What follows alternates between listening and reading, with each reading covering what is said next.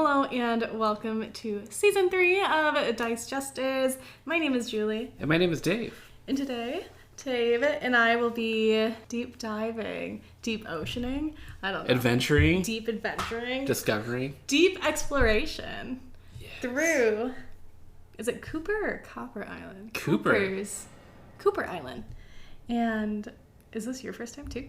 This is my second time playing this game. I see. So be prepared to lose. Yeah, it's fine. Probably not. Well, together we are a podcast where we do 10 by 10 challenges. First season was more intro games because this is documenting my journey as a new gamer. And then our second season was kind of more like intermediate games. And now this season is getting into... What do we even call this at this point? I don't know what to call it. Maybe bigger games? Okay, here we go. I'm going to use a word. You ready? Crunchy. Meaty. Tasty. Tasty. I don't understand this, food mumbo jumbo. I think it's like, you sit down at the table, you get out a good game, and you just want some good food to go along with it. Gets you hungry, get the brain juices flowing. So, I don't know. Wow. I'm just trying to explain why there's so many food-related analogies within gaming, and I don't really have a good answer for that. Maybe because you played on the table?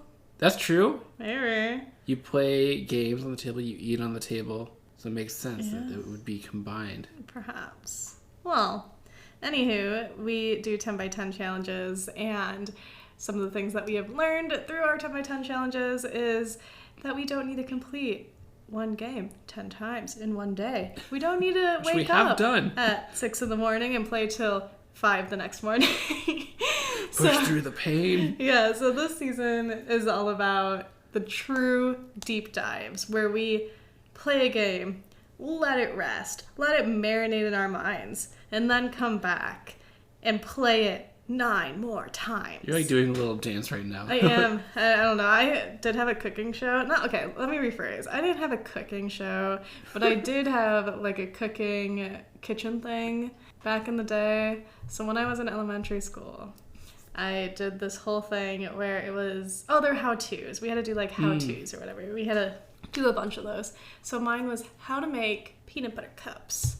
And I was like, now you're going to ask an adult, because you're in elementary school, to put it in the microwave for you. Warm it up, you mix it, add it to whatever, put the chocolate around it, peanut butter, chocolate on top. Put it in the freezer because you're a child and you don't want to wait for it to get hard again. And then you take it out of the freezer, let it get to room temp a little bit, and then boom.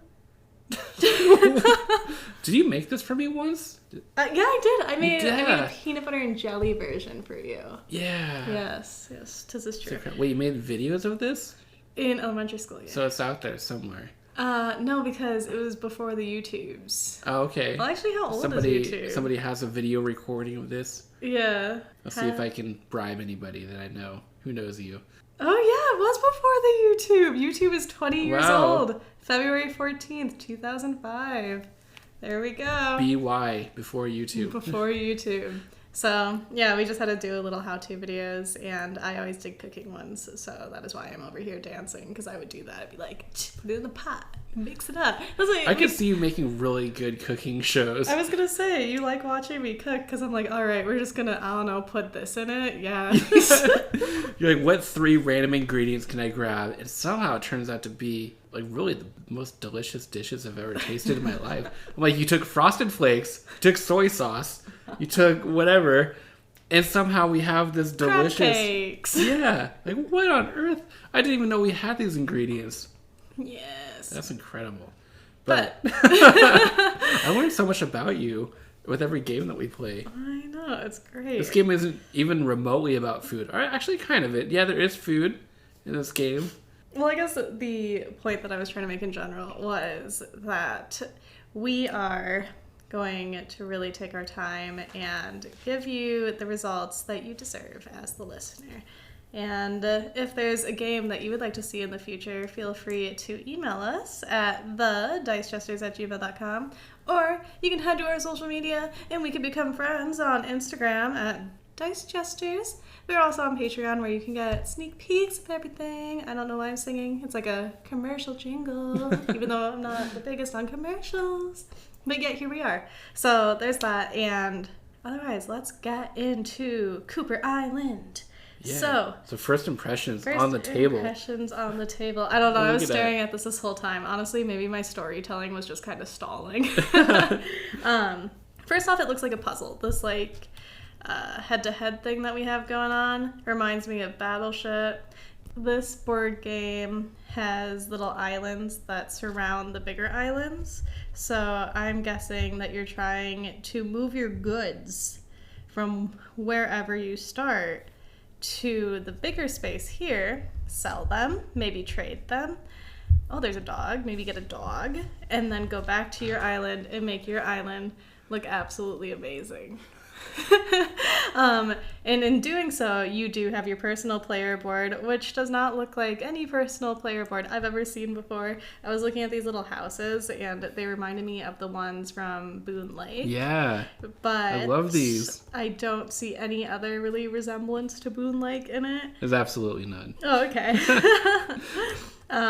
Yeah, so I'm guessing this thing's your crate on how many items you can carry on your ship. And you just want to get your island to be better than your component's island, yeah? Opponents? I mean, you're not super... You're a little bit far off. That's okay. So this game, I don't even know how to describe it. It's like resource management with tile laying and worker placement.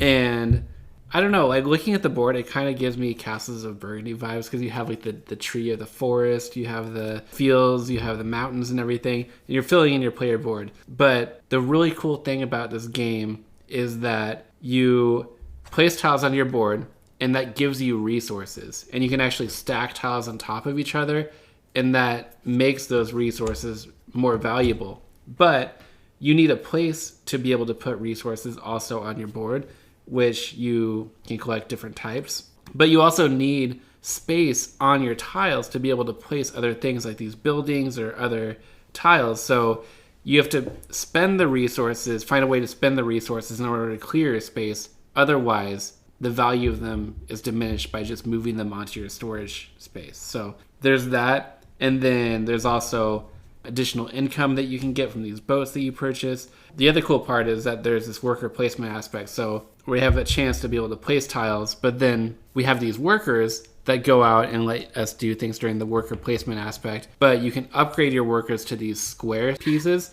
that go in these special worker spots that give you better bonuses.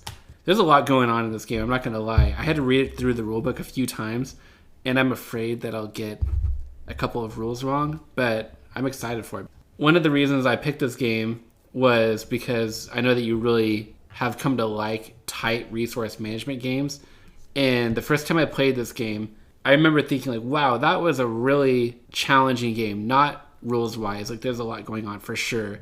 But I just remember thinking it's really hard to be able to do all the things that I want to do. Like we have these objectives for the end of the game that you have to claim in order to get them. But even these were really hard. And then there's these crate cards over here that you can sell goods to, and that's really hard to do. It's hard to get in the resources you need to build buildings, so it's not a game where you can do everything. You're going to feel like you almost did nothing in this game. So I'll be curious over 10 plays if it still feels challenging at the end of that, or if it still feels just as restrictive as the first time I played it. Yeah, I'm interested in figuring out the game in general, that's for sure. But what is this? I'm like, oh, there's a bag of these tiles, yeah. What does this bag do? So that's the bag that will draw. There are these double-sided tiles that this is what you'll be placing onto your board. Okay. And you have to have tiles in order to place them, so it's kind of like a source of income. So it has like Castles of Burgundy type. Yeah, that's what it kind of reminds me of. I'm trying to think of what this reminds me of in general. There's a lot of components, and every time I have personally been deterred from the components, it ends up being okay.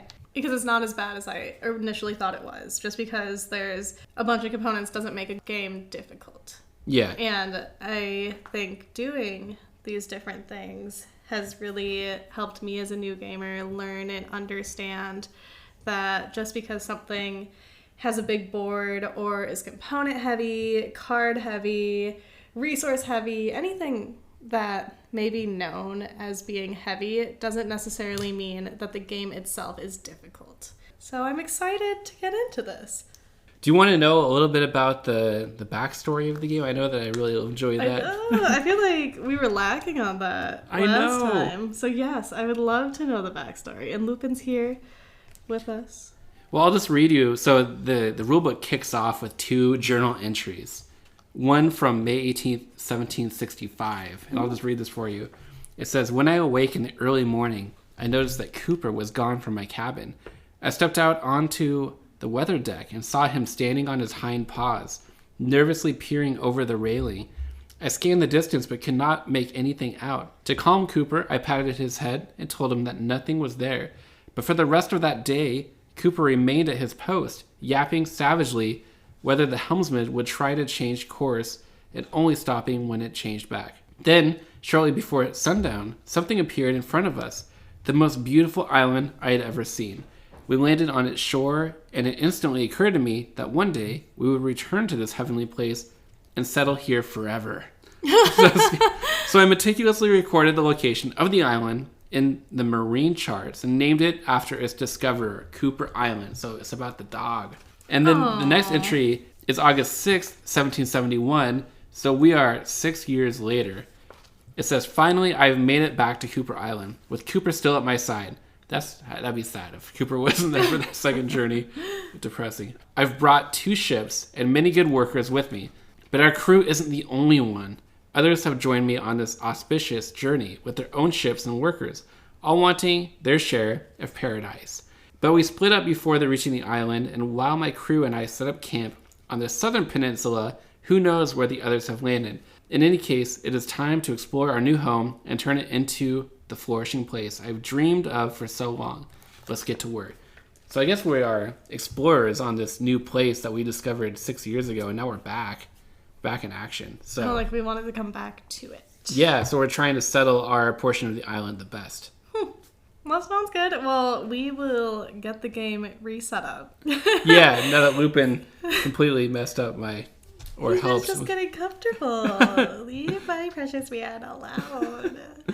But we'll reset it up and then play our first round, well, my first round, Dave's second round of Cooper Island. And we'll come back after a brief little break to discuss how first round went.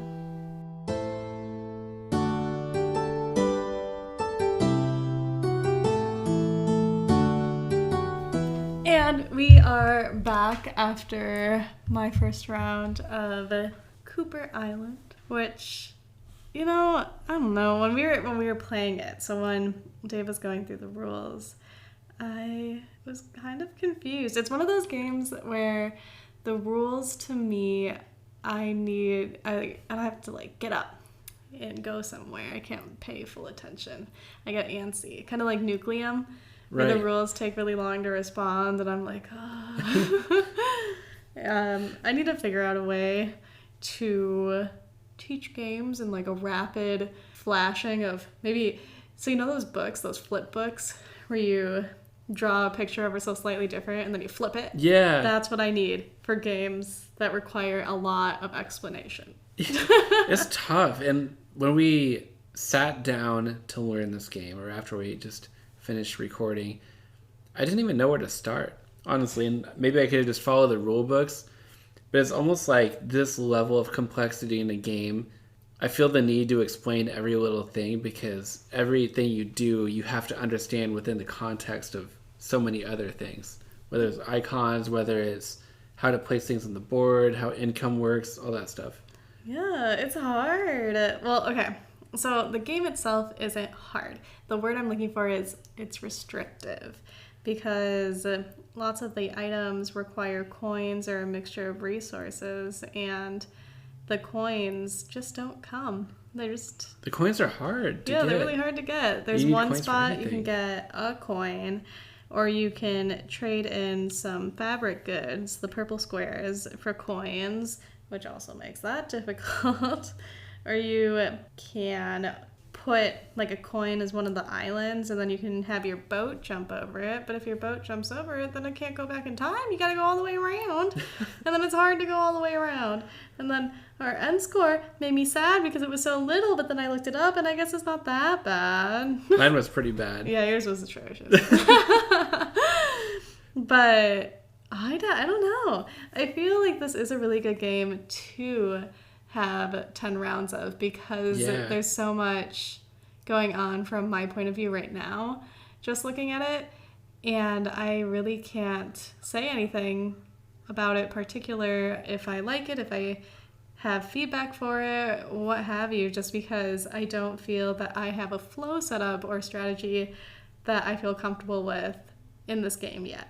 It's a good game for a 10 by 10 challenge, you're right, because after playing it once and seeing how badly I did, I ended up thinking, okay, I want to get good at this game. I want to be able to do stuff and get a lot of points. It isn't like Boone Lake, the last game that we played, where after one round, I felt like it was easy even after that initial play. Like, oh, I did a lot of things. I guess next time I play, I'll do almost everything. But this one, I didn't even come close to doing anything I wanted. I got one of the endgame scoring cards, but wasn't able to complete that. I barely built anything. I have one income boat. But I ended with, and this is one challenging thing, is I ended up with a lot of resources that I ended up not using or needing. I know, it's such a balance. So but the resources, at least in this game, do mean something at the end. If you have 5, you get a point for every 5. So that's something. Yeah. You know? So the resources are kind of somewhat okay to have at the end, unlike Agricola, where you feel really bad that you still have all of them when you could have sent them on a ship to get money. So how does this satisfy your itch for having a lot of things going on in a game? Because I know that you do really well if there's a lot to focus on and a lot of things that can take your attention in different ways. What is this like for you in that regard? I would say that this game, out of all the games that you've showed me so far, is scratching my head differently. My brain. I'm intrigued. Because you have like a little buffet going on of things, but they're all not necessarily important. But at the same time, you could make it important. So it has a aspect of luck with drawing the tiles from the bag. I understand that all the elements are on each one. Like there is the food, the steel, the wood, and the fabric, all on the ones that you got from there. But they are in different places. Like you might get the mountains and the food on one side, and then the other side might be fabric and wood. And then your next tile might be wood and food, and then the other side, mountains and fabric. So it was just that luck mitigated some of the strategy, I guess, because if you're placing things, you have to be mindful of how you're placing it if you want to continue stacking them on top of one another. Yeah. And then you kind of get stuck too. You get distracted by wanting to make them a big stack so that you could easily get resources, and then you don't fill the board, but you get points if you fill that top portion. Yeah. So there's lots of distractions. Yes. Has some luck factors and lots of strategy so far from what I can tell from my first round. Yeah, I'm sitting kind of where you're at. I'm like intrigued because one playthrough and I'm like, okay, there's a lot I need to figure out in this game.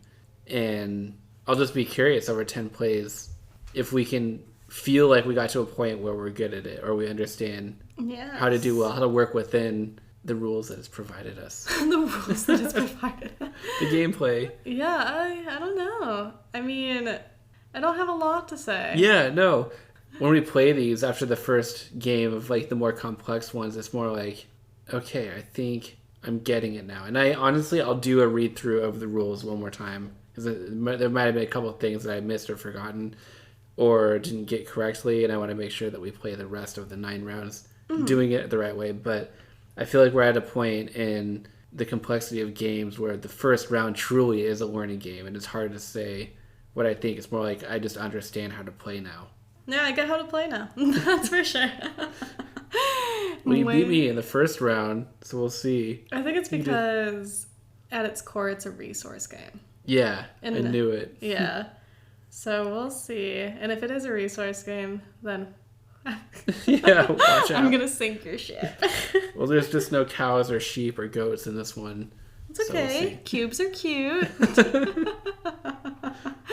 Yeah, otherwise I don't have that much feedback coming out of our first round other than that, just because my brain it's trying to process everything and organize my thoughts. Yeah, let's go chill, let it breathe. Maybe we'll come back to this tomorrow and then we'll get started with our next 9 plays of Cooper Island. Sounds good. So we'll get into that and then come back.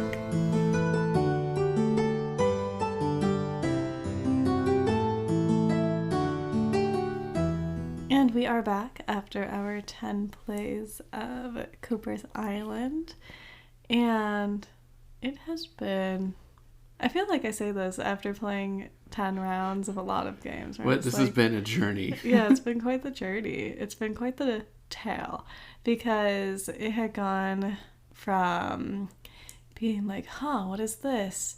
It's like an archaeology adventure. Okay, so you get to the island, right? Which you're getting to this game, okay? And you're learning the game. So you get to the island, you're digging, right? And then you're trying to make this island look better than your opponent's island and be more fruitful in resources and whatnot. And so as you're going through it, you're thinking, this is kind of hard. I keep getting low points. What am I doing wrong? And then you come to the realization that stop worrying. Just stop worrying. The game, just build a beautiful island, have your resources, and then pow, you end the game. Last 10 game in the 10 by 10 with 38 points. You make it sound so easy. Like, oh, don't worry about it. Just build your stuff. Build your beautiful island and it'll be okay. Because it took me about 2 plays of this game to figure out, the only way to win the game is moving your boat around the islands. That's where the points are. Mm-hmm. Because remember the first game, I moved a little bit. But then the second game, I built all this stuff, but I didn't get any points. No, it was so funny. There was somewhere in my mind that was like, oh, you get points for like building tiles, or there has to be some other way. Nope, it's just how far you move your boat around. Yeah. And if you don't do that, you don't get any points. Yeah, and that's what was so interesting about this game is that for Cooper's Island, we had to reconstruct the way we think about things because the thing that mattered the most was the boat. Yeah. Like the boat's moving around, as you had stated. And with that, there's so many distractions. And they're truly distractions because you want to make it look beautiful. You want to build this. You want to build that. And it has all of these fun rewards if you decide to build things like that. But the rewards don't get you the points you need half the time. Yeah. So, and if anything, it blocks you from getting more resources or more being able to change it. So, for example, if you want to build more storage space, you have to take one of the little houses out of the storage space and move it onto your island. And if you move it onto your island, you have to move it onto the highest resource that you have built that's unoccupied. Yeah. So now you eliminated potentially building off of that resource some more and having to expand elsewhere. And then I also tend to get distracted by the crate tops. I don't know what to really call them, but trying to get those where it was like 8 gold and 2 cloth. The cloth. And the cloth and gold was more difficult to get than the rest because the cloth you could use to turn into money. So I would end up doing that instead of just collecting the cloth. And if you got the cloth too early in the game, there was really no need for it. Right. If you wanted to build storage or build factories, I'm going to call them factories. They look like factories. Yeah. Or build statues like I did because the statues allowed you to get more points on your hem points moving around the map. So it was interesting. And at first, I kind of was thinking, hey, this is similar to Agricola with it being restrictive. And then as we played more rounds of it, you helped me realize, but it was just like, oh, wait, this isn't restrictive. It just feels restrictive. Yeah. Initially. And then you and I discussed it a little bit before the 10th game, and we came to the conclusion that it reminded both of us of Sudoku. Yeah. In what way? Because it is solitaire, so you can sit like on the couch and play that game. I mean, Cooper's Island you have to play on the table because it's a board game, but you can sit next to each other playing this board game, and yeah, it might be difficult for you or difficult for the other person depending on what they want to have their outcome be, but it is basically the same game. And you don't really bother each other. Like, oh, I might need the eraser to erase something, you know? And so that's like, oh, I might need to put my placemat on a place that you already did. But the exchange for that was one resource, and the way the game's set up, you kind of always have some type of resource, even if it's a resource that you're not using. You still have it sitting on your island until you do need to use it or until you decide to move it. And so, I don't know. Yeah. It felt less and less competitive as we went on. It did, and there was something maybe about 5 or 6 plays in.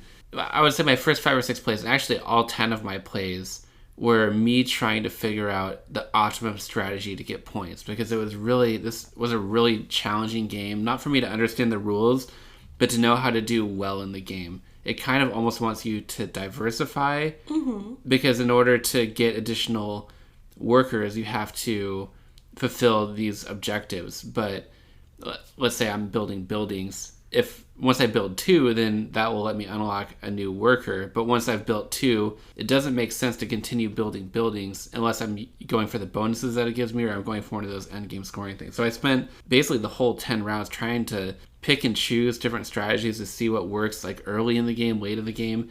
I could never do quite well, but it took me over halfway playing through the game when I paused and I was asking myself, what feels different about this? Because I said I picked it because it has a lot of things that you and I seem to like, the really puzzly nature, the resource management, worker placement, all that stuff. But this feels different because while it is restrictive, it's almost a different kind of restrictive.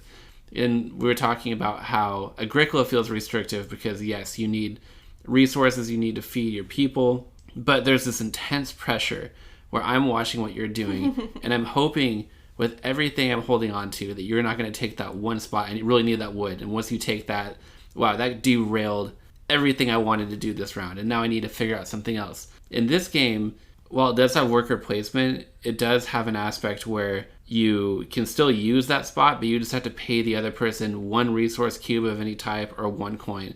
And more than likely, you have a cube laying around that you don't need. This is the nature of the game. You get all this stuff. So it never really felt like I had to watch what you were doing. And we would play the game, we would get to the end, and there would be some points where I wasn't even watching you the whole game, and you pulled off some really impressive stuff. But it just goes to show that the feeling that this game gives me, at least, is us sitting down on a warm, cozy afternoon and playing, just doing puzzles together. Like sitting on the couch, we're both playing Sudoku. What is the warm, cozy afternoon? I don't know. And which is cool and relaxing, but it didn't have that tense experience that you and I think have really grown to love. Like, we're very competitive with each other, and this game didn't feel very competitive, at least to me. Mm-hmm. No, I also didn't feel like it was very competitive, because usually I'll like tease you a bit, like I'll be like, haha, I got all the wood again. Yeah. Like, haha, your family's gonna be cold. Yeah, the smack talking. Yeah, but this one, there was nothing. Like, I wasn't like, oh, your ship's gonna sink. I didn't say, oh, your island volcano that doesn't exist in the game's gonna go off.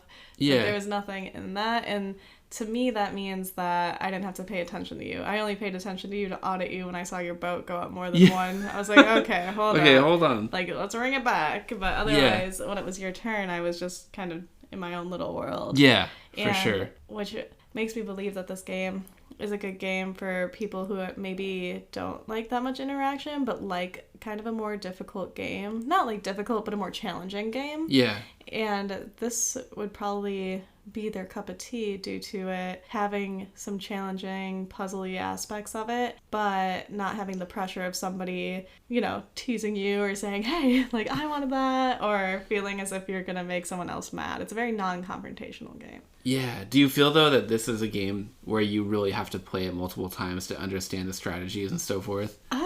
I think so, because during the first 4 rounds for us, you and I were scoring under 20. Yeah. And then you looked online like, what's a good score? Like, how do we even get that? I know. I was Seems just like, impossible. that makes no sense. And after 3 more rounds, we were in the 20s, and then from there we were pretty good. You were in the 20s. I don't know how long it took me.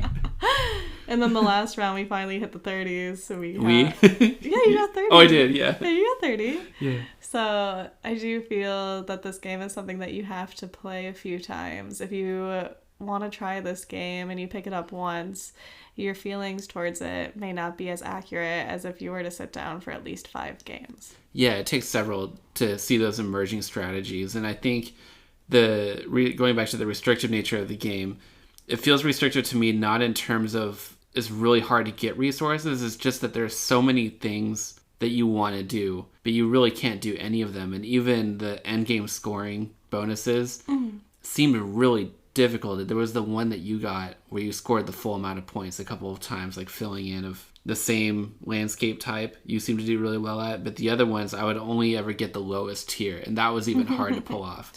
Yeah, I did feel that to unlock an additional placer, that it was difficult and, well, I wouldn't say difficult. It was challenging because I don't think it was weighed properly, because you would need 2 statues. Well, statues could cost 3 wood and 3 steel, and or 2 wood and 2 gold. So if you had that, because you kind of accumulate gold from like the random bonuses. Yeah. So if you had that laying around, the statues were easy to place. But then if you wanted to place a house for more storage, that was a coin, and then 2 and 2, I believe. And then for the factory, it was 2 coins, and then 4 and 4, or 3 and 3. Yeah, 2 coins and then 4 and 4. Yeah. So it made it difficult because to unlock more placements, like more placer workers, you needed to meet these objectives, and all the objectives were 2. So it was either 2 storage ships, 2 crate tops, I don't know what crate tops are called, 2 statues, or 2 buildings, and those were just all weighed differently. Yeah. Which, I don't know, honestly, it could have been intentional to make the game more challenging, but I don't know, because even still, there's no way you could unlock anything until you hit really the more so end of the second round into the third round, if you play everything precisely. Yeah, it seems like the big things that you want to try to do take a lot of turns to be able to get everything that you need to, but then by the time you get that, there's not a huge return in investment to be able to continue using that. Like that huge, what was the huge building called? I can't remember. I can't remember, but it looked like a super center. Yeah, but the ability of it was really cool because it lets you not have to pay at the end of a round to be able to reuse the crates that give you bonuses or the cards that give you bonuses too. But I could only ever get to the point of building that on the final round where it doesn't even matter. But it does give you the 4 points.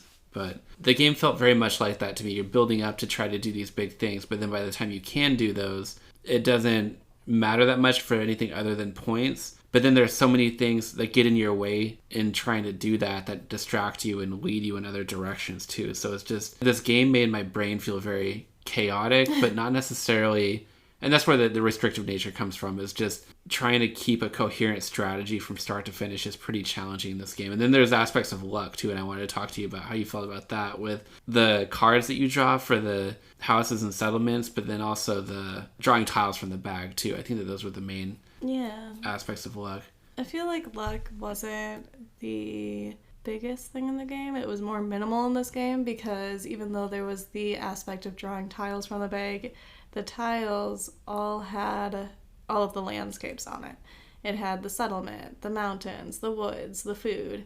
And so even though the configuration would be different, like it would be woods, food, or food mountain, like what have you, I feel like you could still make it work some way. And for the cards, for when you get the houses or have the factories to build statues out, they weren't super helpful.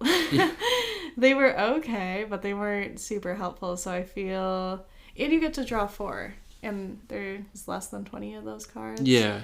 So you get to draw 4, and you get to choose one and put the rest at the bottom. So I feel like, I don't feel like luck was a huge factor in this. Yeah, I'm pretty neutral on it. In a game like this, I kind of want there to be a little bit less luck. So it seemed kind of weird for a game of this strategy level to have that much luck in it, but it wasn't that big of a deal to me. Yeah. I think some people might find it an issue, though. Potentially, okay. Yeah. What would you say your strategy was? in this game. Yeah, because I know you asked me mine, and I was like, ooh, let's wait until we talk and this about is like, I want to talk to you about how we're approaching this 10x10 challenge where we're not playing them all in one day. Like, this one took us at least a few weeks, right, to get through. Yeah, this one took a long time. Because we played it like a few times a week. Yeah, this one was very tiring. Like, we just got out of our 10th round, and I'm ready to curl up with Lupin on the couch and take a nap. So I thought a lot about this game as we played it. In the middle of the night, I'd wake up thinking of strategies. Okay, the next time we play, I'm going to try this early in the game. I don't know, it changed a lot throughout the game. So my overall strategy, in general, is to pick one of the, 4 or 5 different categories you can get, where you're trying to get 2 of that in order to unlock the bonus of an additional worker. Is that right? Oh, there's 4 categories. There's 4 categories, yeah. But you need 2 for each. You need 2 for each. Yeah. So I would pick one of those and try to accomplish that within the first 2 rounds. Mm-hmm. And in our initial plays of it, I really tried to do the income boats because that gives you a lot of different things. And some of them are useful, some of them seem less useful, but I would always go for the coin because coins seem the hardest to get. But then in a later round, I realized that you can do 2 cloth for 1 coin. And I'm like, that is a wasted opportunity that I've been completely missing. So originally, that's what I went for. And then I decided that statues were a good beginning of the game thing to go for because when you think of the cost to build it is 3 and 3, 3 stone, 3 wood. But then it gives you a point when you place it and then a point at the end of each round after 5 rounds. So if you can build one of those in the first round, that's 6 points over the course of the game, which is good. But it doesn't really give you any kind of other bonus other than just the point. So I dabbled in that a little bit. And then toward the later rounds, I started to go more for the selling goods for the crates, like with the gold and cloth.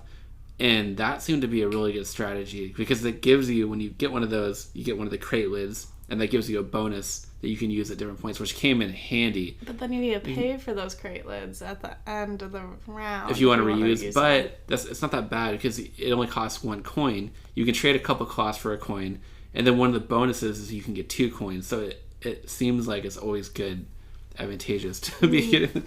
I don't know. So I would do that. Try to fulfill one of those categories, and then a second one like toward the middle of the game, and then at some point trade in one of the circle discs for the squares, which lets you get elevated worker placement spots, which are really cool. Yeah, but you had to make sure that you hit one of those goals before you could do that. One of the, what's it called? The endgame scoring? No, you had to complete 2 of something. Yeah. To be able to trade that out. So there's levels to it. You don't just get to trade the circle for the square. No, yeah. That would be toward the end-ish of the game. Mm-hmm. I would try to go for one of those because at that point I would have a clear idea of one of the 4 endgame scoring objectives that I was doing well at. And I would try to identify one of those early in the game. And then toward the end, place my disc on the spot that I've been doing decent at. So that was a pretty all over the place strategy. But what was your strategy playing this? I was watching your strategy for that all over the place strategy that you did. Yeah. And I get so distracted. Slightly jealous that you had all the circles out. But then at the end, when we did the end of round scoring, I was just like, oh, okay. Yeah. So you always did better. Here's my strategy.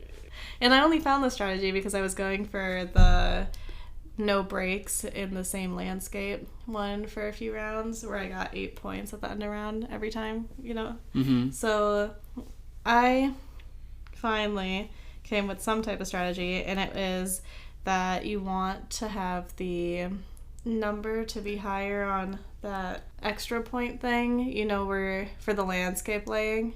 Oh, yeah, the cartography track. Yeah, the cartography track. So there was, in the middle, there was a choice to get 3 extra cartography track points or numbers to spend.